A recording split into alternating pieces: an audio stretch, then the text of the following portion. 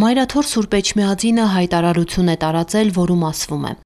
Եկեղեցու նկատմամբ Հայաստանի Հանրապետության իշխանությունների կողմից չընդհատվող հալածանքները վերջին օրերին արտահայտվեցին անօրինակ նոր դրսևորումներով։ Արագածոտնի թեմի Հովանավանքում Սուրբ Պատարագի նվիրական անվան ներքո իրականացված սրբապիղծ բեմականացումից հետո իրավապահների անմիջական մասնակցությամբ եւ խոչընդոտող խմբերի ներգրավմամբ բռնազավթված է Հովանավանքը, որի հետևանքով խաթարվում է տեղում ծառայության նշանակված Տեր Սարգիս քահանա Սարգսյանի եւ Տեր Մանուկ քահանա Զեյնալյանի հոգեվոր ծառայությունը։ Միաժամանակ խոչընդոտող խմբերի կողմից սպառնալիքներ ու բռնության կոչեր են հնչում ծառայության նշանակված հոգեվորականների նկատմամբ։ Հարկ ենք համարում արձանագրել, որ իշխանությունների հովանավորմամբ Հովանավանքում ծիսակատարությունների անվան տակ կատարվող գործողությունները պղծություն են, չունեն հոգևոր որևէ արժեք եւ անվավեր են, իսկ Հովանավանքի եկեղեցին ենթակա է վերասրբագործման։ Մայրաթոր Սուրբ Էջմիածինը հետամուտ է լինելու օրինական բոլոր ճանապարհներով Հովանավանքի նկատմամբ իր իրավունքների վերականգնմանը,